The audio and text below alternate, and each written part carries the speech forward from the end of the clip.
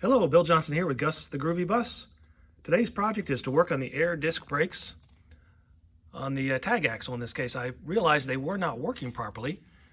When I lifted the bus up, I had the parking brakes on, but the wheel still turned. I started to investigate and noticed they had the brake pads backed fully off. And you can tell by looking at the brake rotor that it's not shiny, and therefore the brakes on the tag axle are not working. So I'm going to dig into this project today. These are Rockwell air disc brakes. They have a bit of a reputation to them for dragging if not properly set up. So it's real important that you understand the Rockwell system and the different adjustments that need to be made. And I'll try to convey what I've learned as I go through this project. But I know that the air chambers appear to be bad. I know that because Rockwell gives you a specification on how far that arm should stick out of the bottom of the air chamber, and is exceeding that specification. I noticed the brake pads are probably time due for a change. It probably needs lubrication, which again takes a specialized grease, a high temperature grease. So there's a lot to this brake system, and there's several service manuals and actually a video on YouTube as well that you can reference if your bus has these Rockwell air disc brakes. The tag axle is air disc, and again the drive axle is drum brakes, and the front axle is air disc brakes as well. The reference material I'm using that came with the bus is a Rockwell service manual for air disc brakes. And there's a Rockwell slack adjuster manual as well. And like I said, if you Google Rockwell air disc brakes, or if you go to YouTube, you will find a video that goes through how to set these brakes up properly so that they don't drag. Now I have some help coming in a couple of weeks to go through this entire chassis with me, but I have a trip planned over Memorial Day, and I need to at least try to get these working so I'm safe for that trip. And then I intend to go through the whole chassis with the Prevost expert who will help me get everything correct. So I've bought the parts. Here's the air chambers from Prevost, $360 a piece. Here are the pads, and just as a size reference, you can see how big they are compared to my hand. So I have pads, air chambers. I also found new slide pins for the calipers and overhaul kits surplus, new surplus. So I bought those, got the kits. So a bunch of parts here. These are kits for the calipers. You can see the new slide pins. And this is a caliper slide pin, and you'll notice that these do not have O-rings. Originally they had some O-rings on these slides.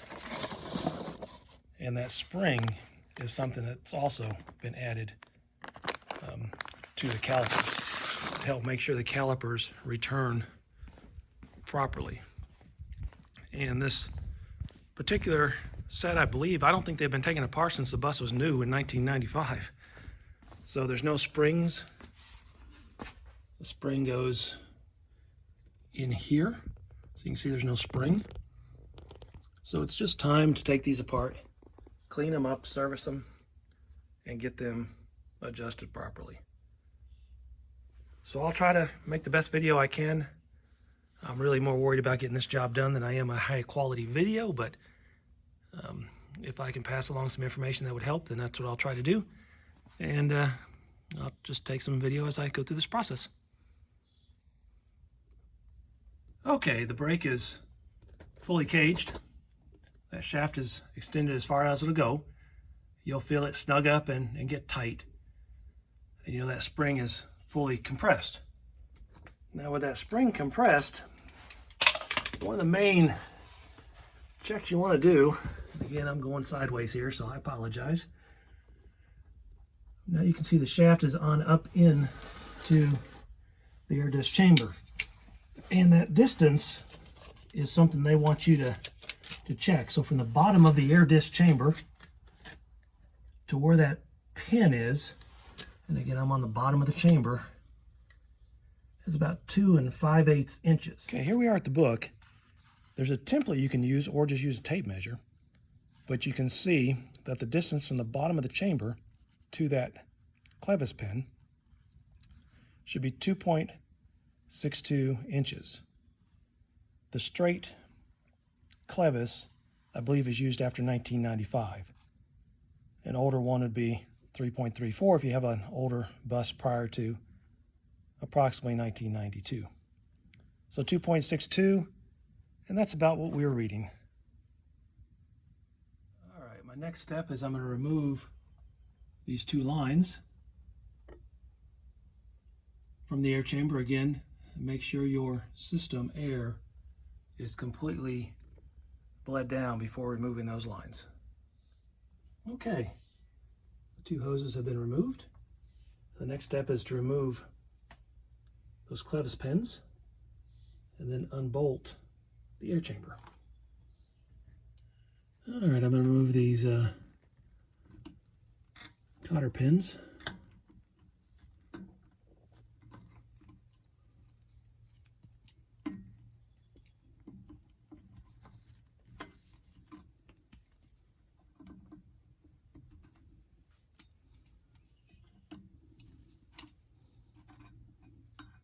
Okay, that pin came out very easily. That's good.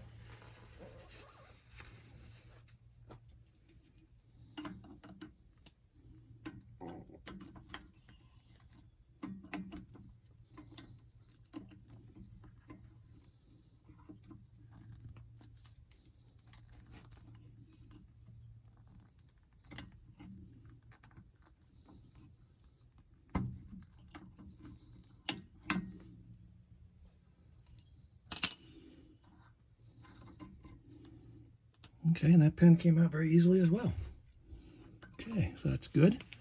Now we're going to unbolt the air chamber and lift it out of the way. Okay, to really get this air chamber off of there, I can get to this one nut easily. The other one's not so easy with the slack adjuster on there, although it is possible. So I'm going to go ahead and take the slack adjuster off since it needs to come off anyway. And there's a snap ring on that shaft that holds it on. So I'm going to take that snap ring off, slide the slack adjuster out so I can clean it up real good, and then finish taking the air chamber off. Well, I'm going to try to show some video of taking this off. I don't know how well this is going to work, but we will give it a try.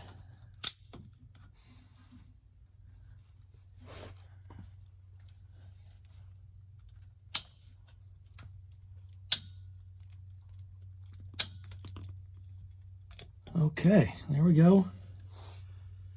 We got that off there. There are some shims right here, I think, but let me see if this slides off. There it goes. Slides right off there. Okay, that's it. Taking the slack adjuster off. Of course, everything is dirty under here, but now I can easily get to the nuts, undo those, and lift the chamber off.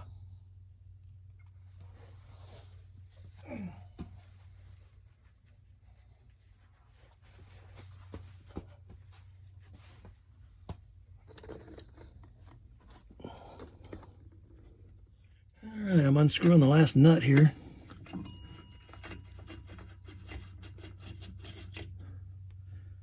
All right, now this should lift off. And there it goes.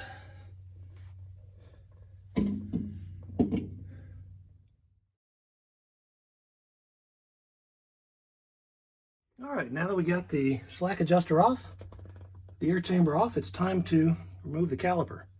And it's massive. You can tell from my hand, this is a big chunk of steel, cast iron. So to do that, you have 2 slide pins, one here and one underneath, right there. You have to pull those slide pins out. And the way they say to do it is to bring the bottom out first and then the top, rest that on something because it's very heavy. But I need to take the brake pads off first. And they say to do that is to tilt this back first. So I'm going to tilt it down, take the brake pads out, put the pin in temporarily, and then take the bottom pin out, and then pull the top out and try to lift it out of there. All that without busting a knuckle or pinching a finger. It should be very entertaining. Let's see how this works. Take this cotter pin out of here.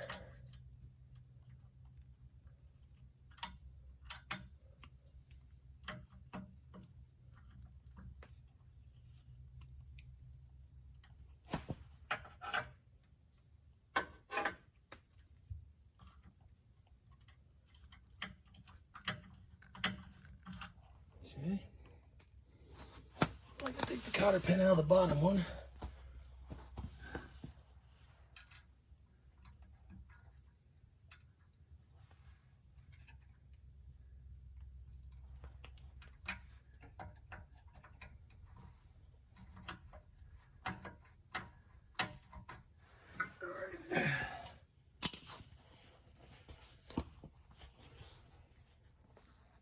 Okay, we got to go to the onboard toolbox here and see if I can find the right wrench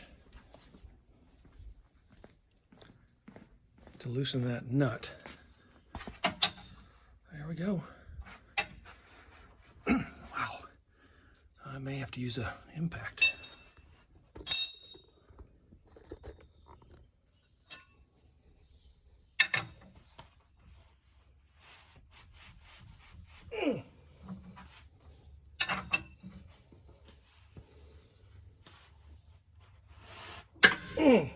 Wow. I think I'm getting too old for this. Oh, golly. All right.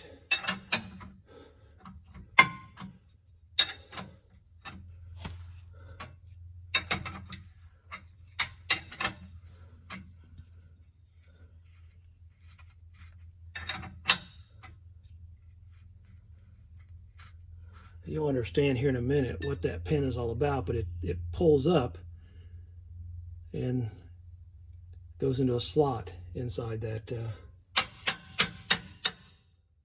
inside this slider pin. Let me see if I can get the bottom one.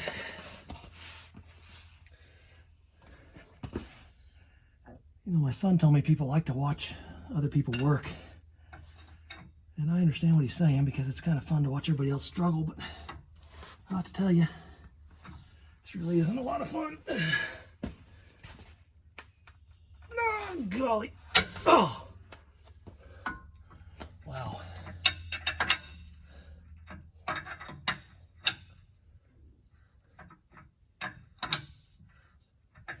don't think you can really see.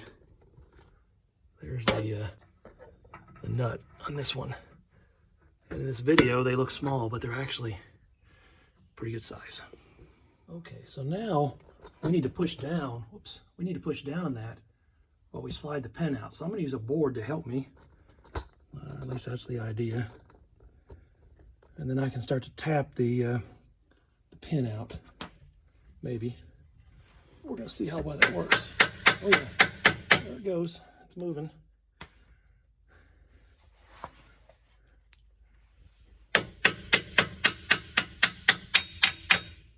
Okay. All right, that's the trick on that. I'm gonna have to move the camera out of the way to get it all the way out. I had to hold down on this. You can see it just springs out there now. So that comes out. This ordinarily would catch right there in that groove of the pin. You can see these still have those old O-rings on them. So this is the original design. I used a 1/2 inch extension so that it wouldn't fall when I tapped it out. So the pin comes out now, and I'm ready to lay that caliper over onto this bench. But I could tell it's heavy. This is not for the faint of heart. So let me see how heavy this thing is. Oh my.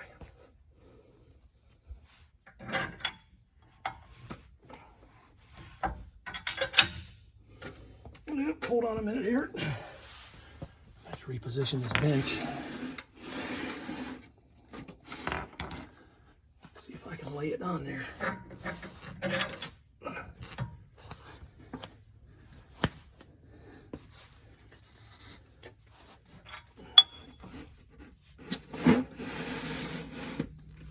Okay.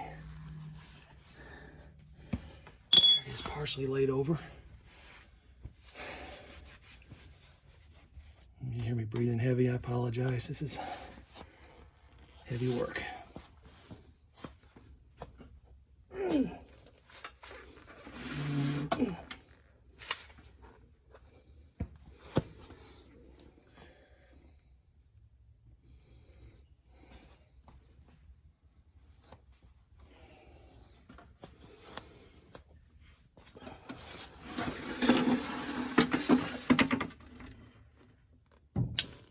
There we go.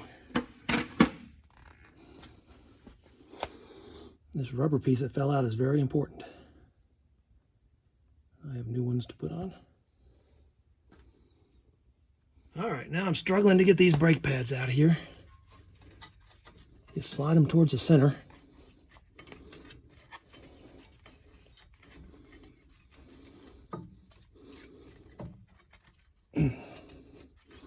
Well,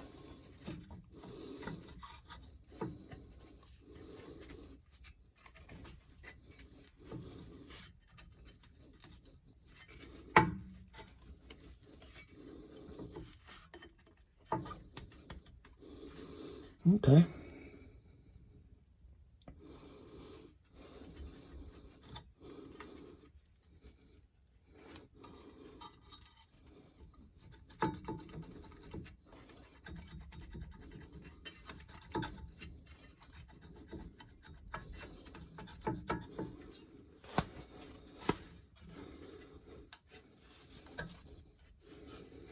Well, I guess I'm supposed to take the inner one off first.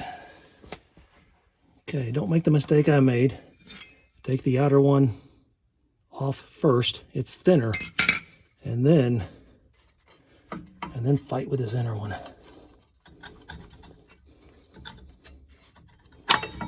There we go. All right, I'm gonna lift the caliper back up now. Or I'm gonna try to anyway. Oh boy. And